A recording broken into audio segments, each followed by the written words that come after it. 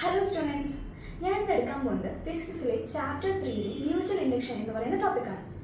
അതിനായി നമുക്കിവിടെ ഒരു സോഫ്റ്റ് അയൺ ഉണ്ട്. ആ സോഫ്റ്റ് അയണിൽ രണ്ട് കോയിലുകൾ നമ്മൾ ചുറ്റിയിട്ടുണ്ട്. അതിൽ ഒന്നാമത്തെ കോയിലിനെ നമ്മൾ പ്രൈമറി കോയിൽ എന്നും രണ്ടാമത്തെ കോയിലിനെ നമ്മൾ സെക്കൻഡറി കോയിൽ എന്നും പറയുന്നു. ഇതിൽ പ്രൈമറി കോയിൽ ഒരു ബാറ്ററിയും ഒരു സ്വിച്ചും ഘടിപ്പിച്ചിട്ടുണ്ട്. രണ്ടാമത്തെ കോയിൽ നമ്മൾ ഒരു ബൾബും വെച്ചിട്ടുണ്ട്. ഇനി ഈ സ്വിച്ച് ഓൺ ചെയ്യുകയോ അല്ലെങ്കിൽ ഓഫ് ചെയ്യുകയോ ചെയ്യുന്ന സമയത്ത് ഈ ബൾബ് പെട്ടെന്ന് കത്തി അതുപോലെ തന്നെ കെടുന്നതായി നമുക്ക് കാണാൻ പറ്റും. ഇതിന് കാരണം എന്താണെന്ന് നമുക്ക് നോക്കിയാലോ. നമുക്ക് എല്ലാവർക്കും അറിയാം, ഒരു കോയിലിലൂടെ ഇലക്ട്രിസിറ്റി പാസ് ചെയ്ത് പോകുമ്പോൾ അതിന് ചുറ്റും മാഗ്നറ്റിക് ഫീൽഡ് ഉണ്ടാവും. ഇവിടെ സ്വിച്ച് ഓഫ് ചെയ്യുകയും ഓൺ ചെയ്യുകയും ചെയ്യുമ്പോൾ അതിലെ മാഗ്നറ്റിക് ഫ്ലക്സിന് ചേഞ്ച് സംഭവിക്കുന്നു. അതുകൊണ്ടാണ് ഇതിൽ ഈ ബൾബ് കത്തുന്നത്. പക്ഷേ ഈ ബൾബ് കത്തി ഉടനെ തന്നെ കെട്ടുപോവുക എന്നല്ലേ ഞാൻ പറഞ്ഞത്. അതിന് കാരണം എന്തായിരിക്കും?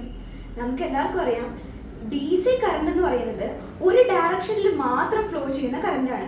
അതുകൊണ്ട് തന്നെ എന്ത് സംഭവിക്കുന്നില്ല, നമ്മൾ സ്വിച്ച് ഓൺ ചെയ്ത് വെക്കുമ്പോൾ അതിലെ മാഗ്നറ്റിക് ഫ്ലക്സിന് ചേഞ്ച് സംഭവിച്ചുകൊണ്ടിരിക്കുന്നില്ല.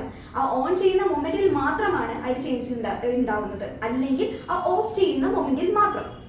അതുകൊണ്ടാണ് ആ സമയത്ത് മാത്രം ആ ബൾബ് പ്രകാശിക്കുകയും അതിനുശേഷം ഓഫ് ആവുകയും ചെയ്യുന്നത്.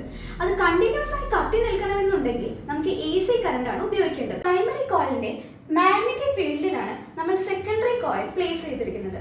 അതുകൊണ്ട് തന്നെ പ്രൈമറി കോയിലിന്റെ മാഗ്നറ്റിക് ഫ്ലക്സിൽ ഉണ്ടാകുന്ന ചേഞ്ച് സെക്കൻഡറി കോയിൽ ഒരു EMF ഇൻഡ്യൂസ് ചെയ്യിക്കുന്നു. ഇത് മൂലമാണ് ഈ ബൾബ് കത്തുന്നത്. ഈ ഫിനോമിനയെ, ഇങ്ങനെ ഇൻഡ്യൂസ് EMF സെക്കൻഡറി കോയിലിൽ ഉണ്ടാകുന്ന ഈ ഫിനോമിനയെ നമ്മൾ പറയുന്ന പേരാണ് മ്യൂച്വൽ ഇൻഡക്ഷൻ എന്ന് പറയുന്നത്. Coils are placed side by side. The direction and the strength of the current through this coil changes. The magnetic flux through this coil also changes. As a result, on the secondary coil, an EMF is induced. This phenomenon is known as mutual induction. ഇനി മലയാളത്തിൽ പറയുകയാണെങ്കിൽ, സമീപസ്ഥങ്ങളായിരിക്കുന്ന രണ്ട് ചുരുളുകളിലെ ഒരു ചുരുളിലെ വൈദ്യുത പ്രവാഹ തീവ്രതയിലോ അതിൻ്റെ ദിശയിലോ ഉണ്ടാവുന്ന വ്യതിയാനം അതിലെ കാന്തിക ഫ്ലക്സിലെ വ്യതിയാനത്തിന് കാരണമാകുന്നു.